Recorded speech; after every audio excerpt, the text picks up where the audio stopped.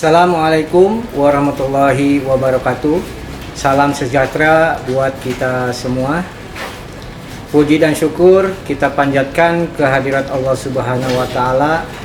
Alhamdulillah, di siang hari ini kami bisa memperkenalkan pelatihan yang ada di jurusan kami, yaitu Teknik Pemesinan.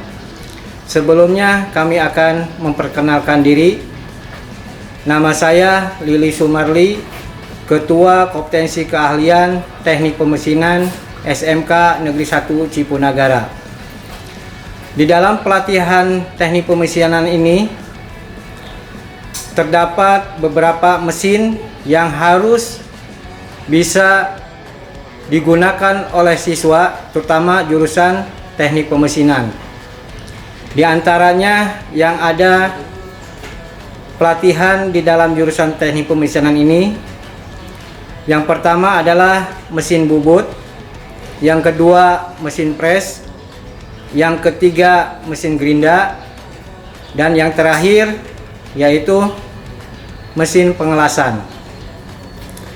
Pada hari ini di dalam pelatihan teknik pemesinan akan mempraktekkan kepada siswa teknik pemesinan yaitu cara pembuatan pahat bubut datar dengan menggunakan mesin gerinda duduk, di mana siswa akan memperjelaskan alat-alat yang digunakan seperti alat pelindung diri, alat bantu, benda kerjanya, dan yang utama adalah mesin gerindanya.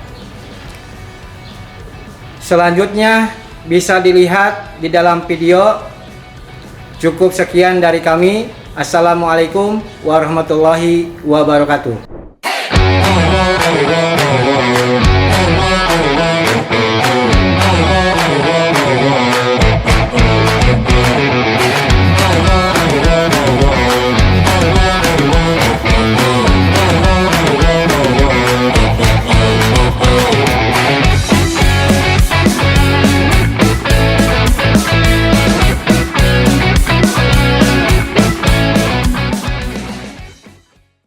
Assalamualaikum warahmatullahi wabarakatuh. Hai teman-teman, perkenalkan, nama saya Ali Firmansyah dan rekan saya Azmi Sarkirai, kami dari SMK Negeri 1 Cipunagara, jurusan Teknik Pemesinan.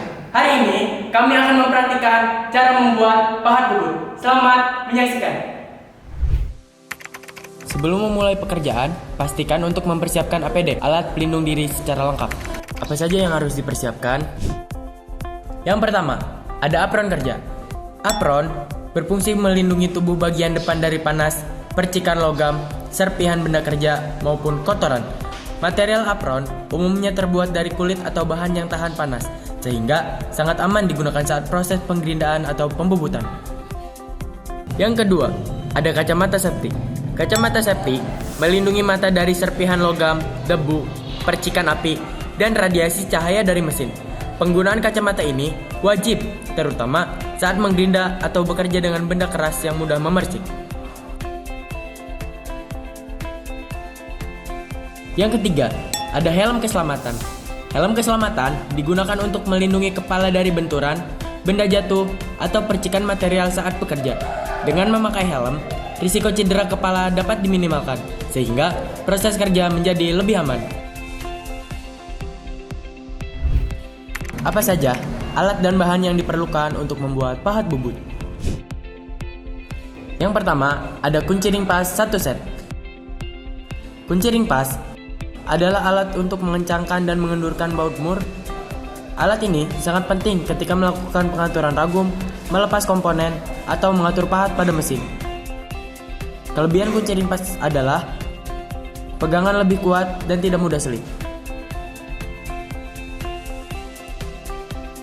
Yang kedua, ada jangka sorong atau vernier caliper.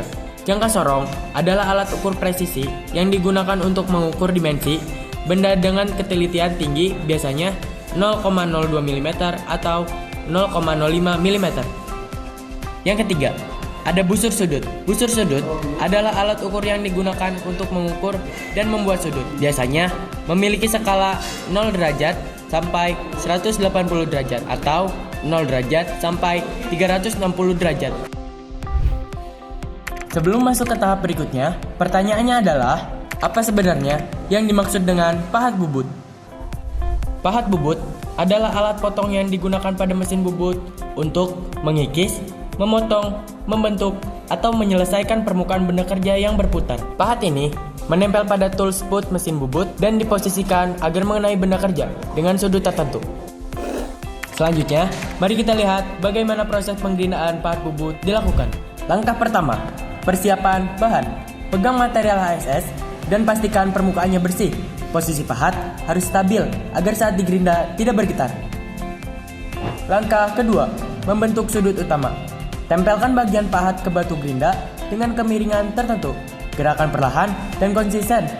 Fokus pada pembentukan sudut bebas, sudut potong, dan sudut penyayatan. Langkah ketiga, menambahkan side relief dan back relief. Untuk mengurangi gesekan, saat pemotongan, bentuklah kedua sudut ini secara bertahap. Jangan menekan terlalu kuat, karena bisa merusak mata pahat. Langkah keempat, pendinginan. Setiap beberapa detik, celupkan pahat ke air atau coolant. Ini mencegah overheating, yang bisa membuat material menjadi rapuh. Langkah kelima, membentuk ujung atau nose. Bagian nose atau ujung pahat dibentuk agar membulat. Fungsinya untuk menghasilkan permukaan benda kerja yang lebih halus.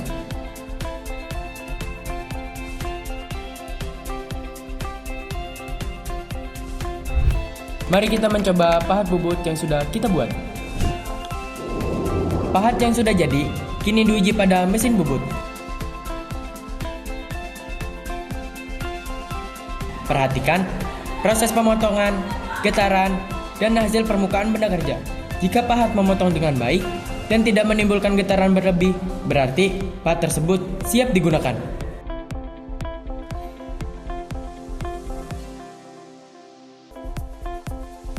Setelah dibubut menggunakan pahat bubut, benda kerja sesuai dengan ukuran yang direncanakan dan permukaannya menjadi lebih halus.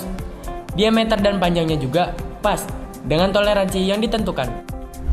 Itulah proses lengkap pembuatan pahat bubut, mulai dari pengukuran sudut hingga tahap uji coba. Dengan teknik yang benar, pahat bubut yang dibuat akan lebih kuat, awet, dan menghasilkan hasil bubut yang presis. Terima kasih telah menyaksikan proses pembuatan pahat bubut. Sekian dari kami. Wassalamualaikum warahmatullahi wabarakatuh.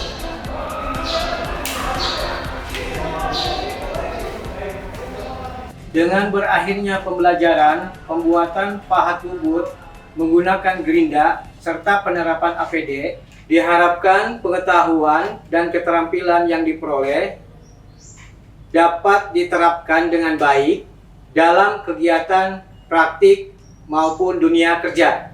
Keselamatan kerja dan ketelitian menjadi hal utama agar hasil kerja optimal serta terhindar dari resiko kecelakaan. Semoga materi ini dapat menjadi bekal yang bermanfaat untuk kedepannya. Terima kasih. Assalamualaikum warahmatullahi wabarakatuh.